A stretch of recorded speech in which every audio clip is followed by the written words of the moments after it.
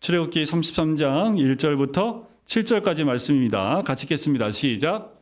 여호와께서 모세에게 이르시되 너는 내가 애굽 땅에서 인도하여 낸 백성과 함께 여기를 떠나서 내가 아브라함과 이삭과 야곱에게 맹세하여 내 자손에게 주기로 한 그 땅으로 올라가라.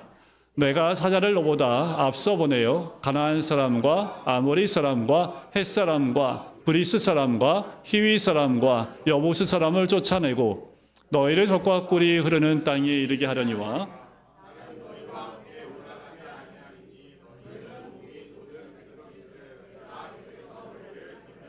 염려하니라 하시니 백성이 이 준엄한 말씀을 듣고 슬퍼하여 한 사람도 자기의 몸을 단장하지 아니하니 여호와께서 모세에게 이르시기를 이스라엘 자손에게 이르라 너희는 목이 곧은 백성인즉 내가 한순간이라도 너희 가운데에 이르면 너희를 진멸하리니 너희는 장신구를 떼어내라 그리하면 내가 너희에게 어떻게 할 것인지 정하겠노라 하셨습니다. 이스라엘 자손이 호렙산에서부터 그들의 장신구를 떼어내니라. 모세가 항상 장막을 취하여 진 밖에 서서 진과 멀리 떠나게 하고 회막이라 이름하니 여호와를 앙모하는 자는 다 진 바깥 회막으로 나아가며. 아멘. 예수님의 제자로 살아간다라는 것은 우리의 인생이요 굉장히 넓어지고 길어집니다. 믿지 않는 사람에게는 인생이 길어야 80, 요새는 100이라고 하지만 그들의 삶은 거기에 국한되지만 제자의 삶을 사는 우리들은 그 인생이 영원으로 연결이 되지요. 사도 바울도 부활장인 고린도전서 15장에서 이런 말씀을 해요. 만일 그리스도 안에서 우리가 바라는 것이 다만 이 세상의 삶뿐이면 모든 사람 가운데 우리가 더욱 불쌍한 자라고 이야기를 합니다. 그렇지요. 우리가 바라보는 소망이 없다면 우리가 믿음의 삶을 사는 게 무슨 소용이 있겠습니까? 가장 불쌍한 게 누구예요? 사도 바울 자신이라고 얘기를 하는 거지요. 제자가 바라보는 목적지는 일반 사람들과 다릅니다. 우리는 믿음으로 하나님이 계획하시고 지으신 터가 있는 성을 바라보고 있고요. 더 나은 본향, 곧 하늘에 있는 본향을 바라보는 사람들, 그것이 바로 우리들이고 그 시야가 열려야 합니다. 여러분, 우리가 그 시야가 열려야 현재 삶에 국한되어 있고 현재 삶에 매이지 않는 영원한 삶으로 나갈 수 있습니다. 그런데 눈에 보이는 것들은 한순간입니다. 하지만 우리가 바라보는 시야는 한순간이 아닌 영혼을 바라보고 있는 거지요. 자, 출애굽한 이스라엘 백성들 이야기를 오늘 함께 나누려고 합니다. 출애굽 사건은 굉장히 오래전이지요. 지금부터 3,400여 년 전 일입니다. 애굽에서 나온 것은 광야에서 살기 위함이 아니었지요. 이들이 애굽에서 나온 이유는 광야에 머물러 있기를 원한 것이 아닙니다. 그런데 여러분들 다 알다시피 이들이 다 광야에서 죽지요. 여호수아와 갈렙 외에는 다 광야에서 죽게 됩니다. 출애굽은 목적을 가진 사건이었어요. 뭘까요? 그것은 하나님께서 아브라함에게 약속하셨던 땅에서 하나님의 통치를 누리는 겁니다. 근데 문제는 그 땅에 들어가려면 어딜 통과해 가야 돼요? 광야를 통과해서 가야 합니다. 어렵지 않아요. 어려운 내용도 아닙니다. 우리 신약시대에 살고 있는 우리에게도 동일합니다. 우리가 그리스도의 십자가 은혜로 구원을 받은 것은 이 땅에서 살다가 그냥 죽기 위함이 아니지요. 하나님의 완전한 통치를 누리는 천국으로 들어가는 것이 목적입니다. 하지만 광야 같은 인생을 지나야 하는 거지요. 오늘 본문에 의지해서 우리가 함께 나누고 싶은 질문이 이거예요. 누구와 함께 가는가예요. 우리는 광야를 지납니다. 광야는 사방팔방이 다 열려져 있어서 어디로 가야 될지 도시와 같이 길이 나 있지 않습니다.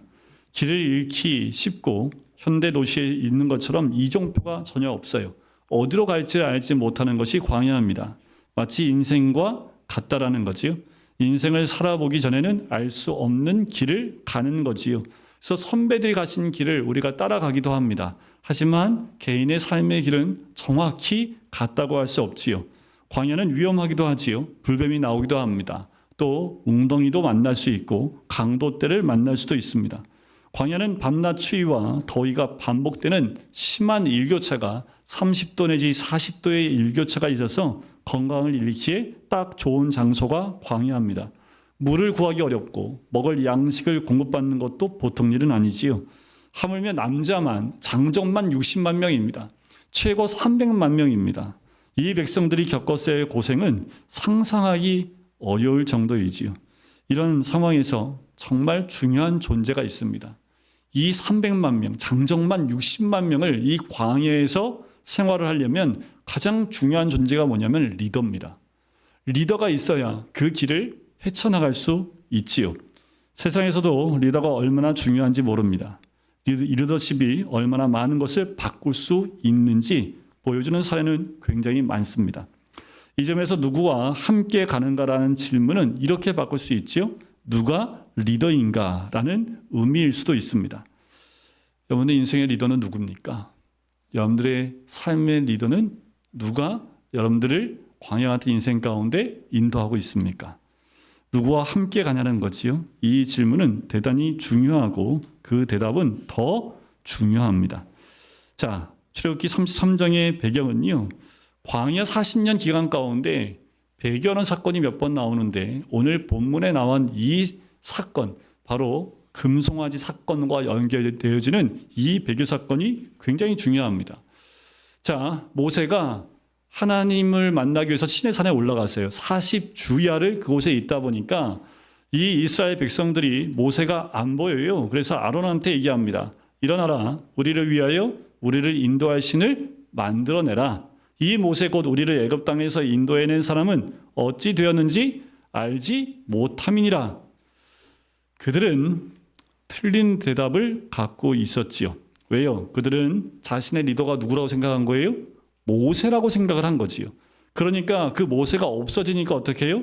우리를 위하여 우리를 인도할 신을 만들라. 하지만 실상 그들이 본 것은 애굽에서 우리를 인도낸 모세뿐이었습니다. 그들이 분할했던 건 뭐예요? 하나님이 안 계시거나 떠나셨기 때문이 아니에요. 누가 안 보이기 때문이에요? 모세가 안 보이기 때문입니다. 아론의 반응은 더 놀랍습니다. 이 사람들의 이런 반응에 아론이 이렇게 얘기해요. 금고리, 귀고리 다 빼갖고 내게로 가져오라. 뭐 하려고요? 그것을 불에 녹여서 뭘 만들었어요? 금송아지 형상으로 만들어 버립니다. 그리고 뭐라고 얘기합니까? 출애굽기 32장에 보면 이스라엘아 이는 너희를 애굽 땅에서 인도해낸 너희의 신이로다. 언뜻 보면 그들은 하나님을 필요로 하는 것처럼 보이지만 실상 그들이 원했던 건 뭐예요? 눈에 보이는 지도자 모세였고 그들은 눈에 보이는 신, 바로 금송아지 형상을 만들어 섬긴 거예요. 자, 핵심은 그겁니다. 눈에 보이는 존재가 필요했던 거예요. 눈에 보이지 않는 하나님을 이들은 원한 것보다 눈에 보이는 그들의 필요한 존재를 원했던 거지요. 왜 그럴까요? 감각적으로 인식할 수 있어야 의지할 수 있고 마음을 놓을 수 있기 때문에 그래요.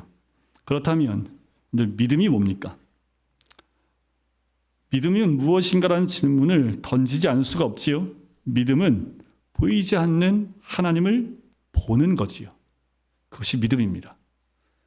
여러분들 하나님이 보이십니까? 다 물어봐도 하나님 본다고 하면 본다는 사람이 있고 못 봤다는 사람이 있습니다. 못 봤다고 하는 것도 맞아요. 봤다고 하는 것도 맞아요.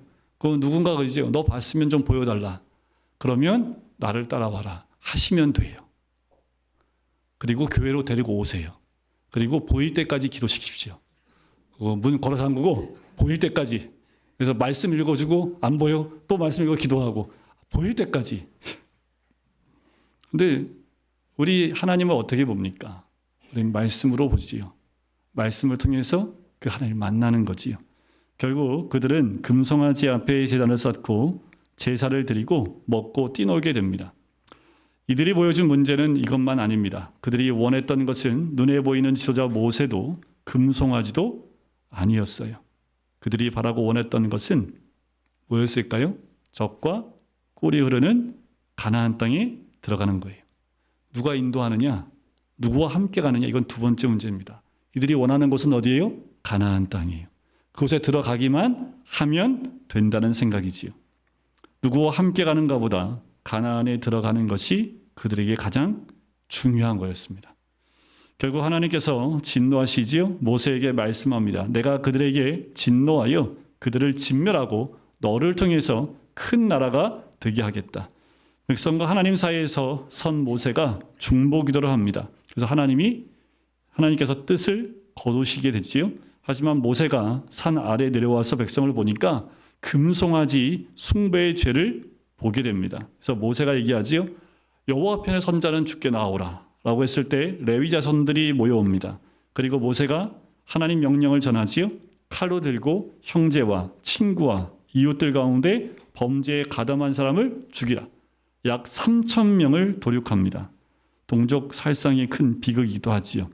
이렇게 하고도 모세는 하나님께 나가서 자기의 이름을 생명책에서 제하시더라도 백성의 죄를 용서해달라고 간구를 하지요. 그럼에도 불구하고 금송아지 숭배 사건은 아직 완전히 해소되지 않았습니다. 그래서 오늘 본문에서 읽었던 1절부터 3절의 말씀을 이렇게 정리해서 제가 한번 다시 말씀드려 볼게요. 이렇게 말씀하시는 거예요. 내가 약속한 대로 너희를 그 땅에 들어가게 해주겠다. 모세가 그렇게 중보기도 하니까 네 약속한 대로 들여보내줄게. 그러나 나는 함께 가지 않겠다. 거룩한 내가 목이 곧은 너희와 함께 가다가 너희를 진멸하지 않을 수 없을 테니 내 천사를 보내어 그 땅 거민을 쫓아내고 너희를 그 땅에 들어가게 해주겠다. 잘 가. 이게 하나님이 이 백성들한테 주신 말씀입니다. 결국 모세의 기도를 들어주셨지요. 그리고 하나님께서 그들과 함께 가시게 됩니다. 그들을 가나안 땅으로 인도해 주셨다는 사실 우리는 이미 다 알고 있어요. 그렇다면 지금 같이 가지 않겠다는 말씀을 통해서 하나님은 무엇을 의도하는 것일까라는 거지요. 이거예요. 너희에게 중요한 것은 가나안에 들어가는 것이잖아. 너희는 내가 필요한 게 아니잖아. 어쨌든 눈에 보이는 존재 모세만 있으면 되는 것 아니었냐라는 거예요. 이들의 목적은 뭐예요? 가나안이었던 거지요.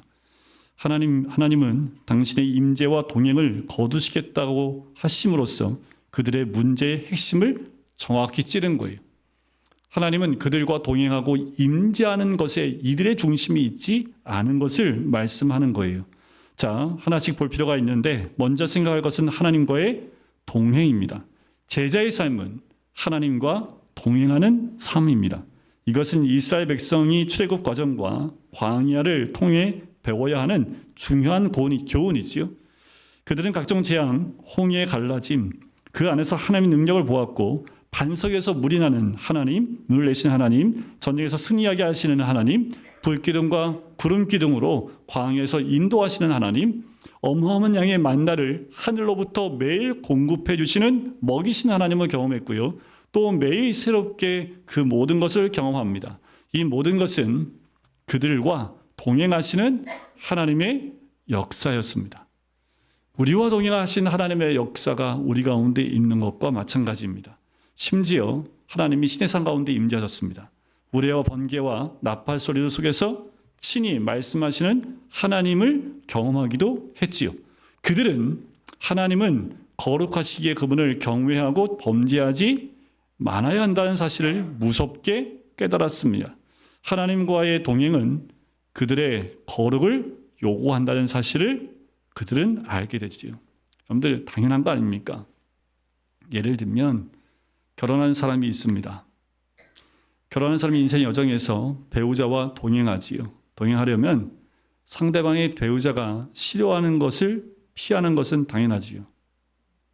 싫어하는데 그걸 굳이 해요? 뭐 하자는 겁니까? 싸우자는 거지요. 배우자가 기뻐하는 것은 함께 즐기는 법이지요.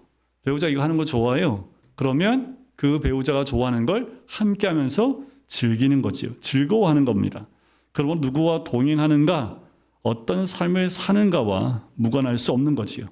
고대의 가나안 땅에 다산과 풍요의 신이 바알과 아스타롯입니다. 이들을 숭배하는 자들은요, 신전에서 음란하게 섬겼던 것은 이 바알과 아스타롯이 그런 성질을 갖고 있는 신들이기 때문에 그래요. 그래서 그 신들과 함께 하려면 어떻게 해야 돼요? 성적으로 문란할 수밖에 없는 거예요. 자, 우리가 하나님과 동행한다면 우리는 어때야 돼요? 거룩해야 됩니다. 하나님이 거룩하시기 때문에 거룩하신 하나님과 함께 하려면 그 거룩을 따라가야 된다는 거예요. 하나님이 싫어하신 죄에서 벗어나 거룩으로 나아가야 되는 것. 그래서 레위기에 너희는 거룩하라. 이는 나 여호와 너희 하나님이 거룩함이니라. 또 신약에 보면 하나님의 뜻은 이것이니 너희의 거룩함이라. 하나님과 동행하려면 무슨 삶을 살아요? 거룩한 삶을 살아야 합니다. 저는 오늘 본문에서 그들의 거룩을 깨뜨린 요소 하나를 집중해서 살펴보려고 합니다. 그게 뭐예요? 우상입니다. 금송아지로 상징되는 우상 숭배는 하나님의 진노를 불러왔지요. 하나님과 그들과의 동행을 하나님이 거절하시는 그 사건입니다. 금송아지는 단순히 물질 숭배를 의미하는 게 아닙니다. 이미 우리가 보았듯이 하나님을 원하는 것이 아니라 그들이 원했던 건 뭐라고요? 가나안을 원했던 거예요. 하나님과의 동행보다 그들에게 더 중요한 것은 가나안에 들어가는 겁니다. 말하자면 그들의 우상은 그들의 소원이었고 비전이었고 목적이었습니다. 그러므로 가나안은 하나님이 약속하신 땅입니다. 가나안은 비전 혹은 선한 목적이라고 말할 수 있어요. 그럼에도 불구하고 그 비전이 우상이 된 거지요. 비전과 우상 사이를 가르는 그 지점은 하나님보다 비전이 더 소중해지는 그 순간입니다. 이런 일은 대개 의식적으로 일어나기보다는 무의식 가운데 우리에게 생겨납니다. 그런데 가나안 입성을 성공이라고 한번 보면 성공을 원하는 것 나쁜 거 아니지요. 그런데 그들이 애굽에서 나와서 광야를 지나고 있는데 그 광야에서 살다 죽을 것이 아니라면 가나안에 들어가는 것, 그 성공을 바랐다는 것은 당연한 일이지요. 하지만 문제가 된다면 어떤 경우일까라는 거예요. 이 경우를 따져보면 될 것 같아요. 여러분들 철로 역정에 보면 존 버년이 쓴 철로 역정에 보면 등장인물 가운데 변덕쟁이가 나옵니다. 변덕쟁이. 자, 그는 처음에 영적 실제인 천국에 대해서 큰 관심과 대단한 열정을 보여요. 하지만 절망의 늪에 빠지자 모든 것이 무너져 버리고 맙니다. 그리고 그냥 집으로 돌아가 버립니다. 그가 가진 문제는 영적 실제를 현세적 행복의 개념으로 생각했다라는 거예요. 하나님보다 천국을, 하나님의 임재보다 자기가 원하는 행복을 더 사랑했다는 거지요. 하지만 그가 천국이란 용어를 사용하고 있는 한 그의 신앙의 참모습은 드러나지 않습니다. 그렇죠? 천국을 소망하고 있기 때문에 그렇습니다. 천국이 목적이 되는 것, 그것이 문제가 된다는 거지요. 변덕쟁이에는 천국은 우상이었던 거예요. 여러분, 예수 믿는 것 천국 가기 위해서 믿습니까? 여러분들 거꾸로 보셔야 합니다. 예수님은 천국 가기 위한 도구가 아닙니다. 천국이 아무리 좋아도 그곳에 주님이 없으면 거긴 지옥입니다. 근데 우리는 예수 믿고 천당을 더 강조하기 때문에 마치 천국을 가기 위해서 예수님을 믿는 것처럼 얘기를 해요. 예수를 믿기 때문에 천국을 가는 거지 천국 가기 위해 예수 믿는 것 똑같은 말이에요? 여러분들 비몽사몽간이기 때문에 또 끝나고 나가시다가 뭐 그게 그거래 그러면서 또 말이 헷갈려 버리시면 안 돼요. 여러분들 예수 믿어서 천국 가는 거지 천국 가기 위해서 예수 믿는 거 아닙니다. 했더니 나오면서 그 말이 그 말인데 목사님은 이상하네 같은 말을 두 번이나 반복하고. 제가 예수 믿고 특별히 주의 길을 가면서 전도사들과 많은 이야기할 때 이 얘기를 하면 전도사들도 깜짝 놀라요. 당연하다 우리가 생각했던 건데 우리가 목적이 천국에 가 있더라고요. 목적이 누구여야 돼요? 예수님. 그래서 천국은 당연히 가는 겁니다. 그런데 천국이 목적이 되면요. 예수님은 하나의 도구일 수밖에 없는 거지요. 거룩을 깨뜨리는 우상의 정체는 분명해요. 우리가 바라고 생각하고 기대하고 원하는 것들과 관계가 있습니다. 예를 들면 교회가 우상에 빠지는 경우가 아주 극명한 게 90년대에는 교회를 크게 짓는 우상이 교회 안에 들어왔습니다.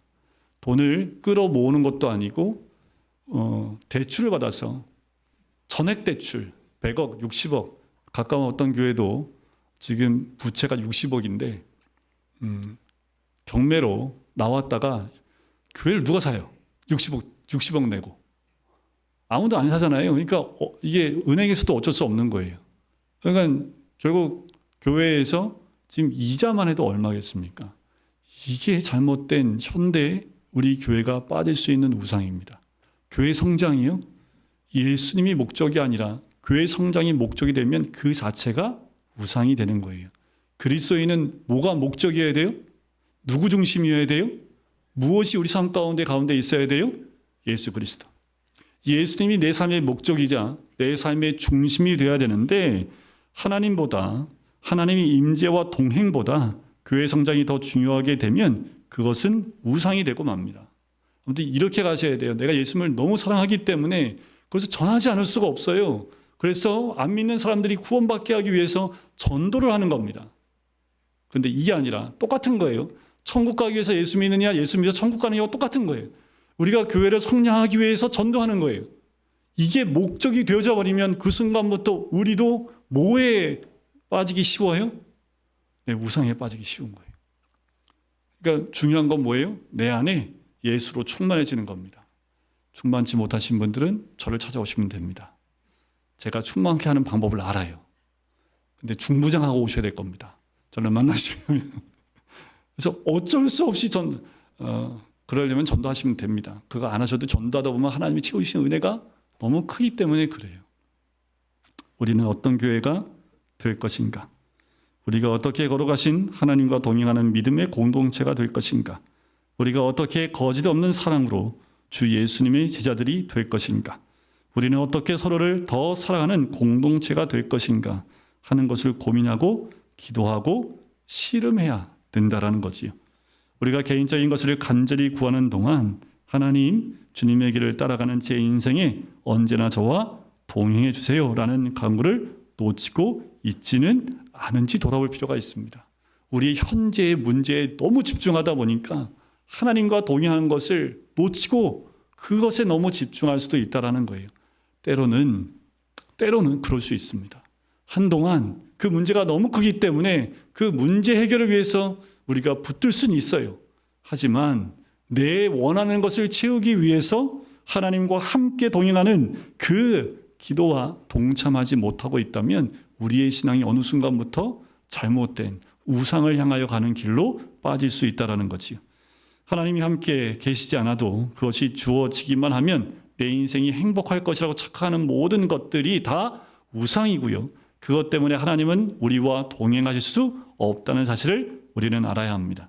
내가 동행하지 않겠지만 너희가 원하는 성공은 보장하마. 이것이 저주입니다. 아무리 우리가 세상에 성공하더라도 주님이 없는 성공은요, 그건 저주입니다. 반드시 아셔야 돼요. 내 삶의 평안과 성공만 따라가다 결국 주님을 놓쳐버리게 된다면 그것은 얻은 것이 아무것도 없는 것과 마찬가지예요. 가난이라는 성공의 우상이라는 것, 그 우상 때문에 하나님은 그들과 동행하지 않겠다고 말씀하는 거예요.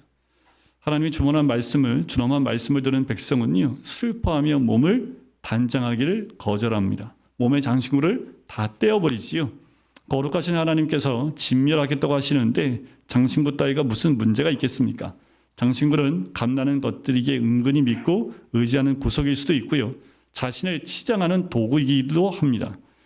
그들이 장신구를 떼어냈다라는 것은 이런 사인이에요. 회개하겠다는 것이요. 제자로 살아가는데 제 인생의 가장 중요한 것은 하나님의 임재이고 하나님과 일평생 동행하는 겁니다. 우리가 오늘 떼어내야 하는 장신구는 무엇입니까? 하나님이 함께 하시지 않는다면 우리는 그저 더러운 냄새를 풍기는 비루한 죄인일 뿐이지요. 우리가 다 그런 존재이지요.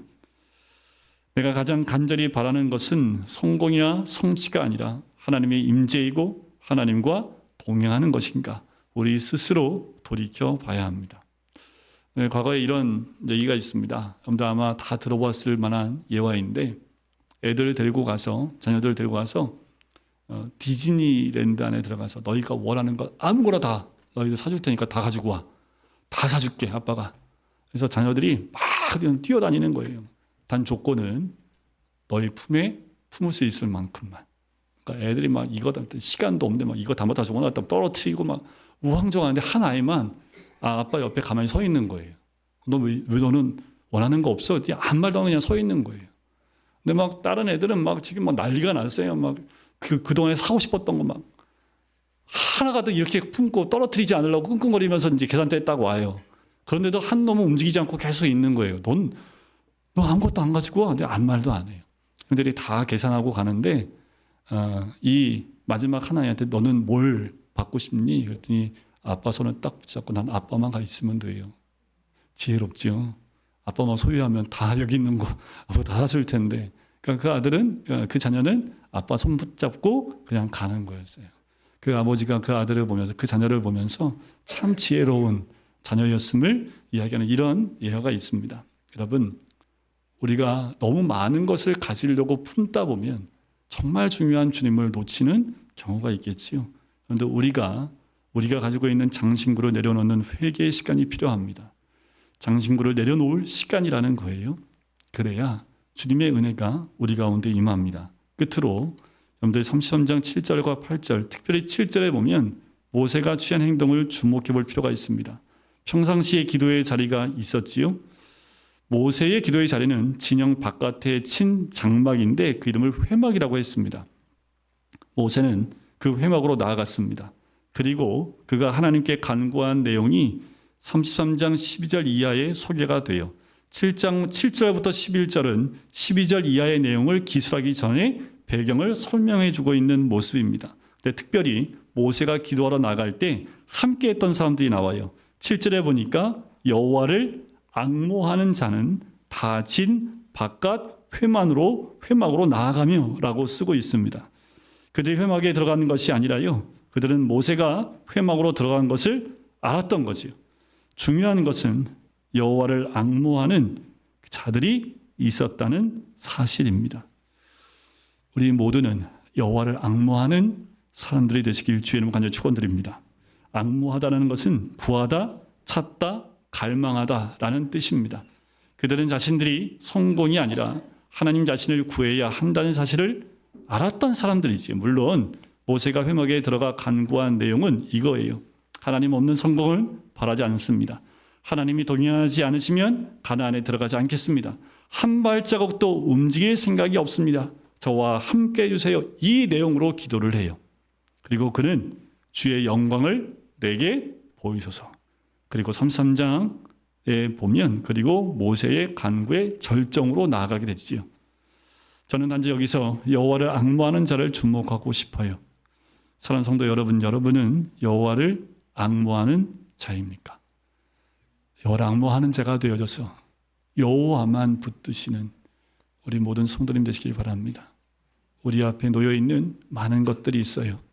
그런데 그걸 움켜쥐려다 정말 중요한 주님을 놓치고 세상 것에 우리의 마음을 빼앗기는 우리가 되지 않기를 원합니다. 누구와 함께 하시겠습니까? 누구와 동행하시겠습니까? 누구와 가는가가 정말 함께 가느냐가 중요합니다. 우리의 삶에 우리 주님과 함께 가시기를 원합니다. 여러분들 주님과 동행하시기를 원합니다. 그래서 여러분들 주님과 동행하시면 길 잃어버리지도 않고요. 춥지도 않고 덥지도 않고 배고프지도 않고 고난 가운데에도 이길 수 있는 그 힘이 주님과 동행하는 우리 모든 성도들 가운데 있기를 주님의 이름 간절히 축원드립니다.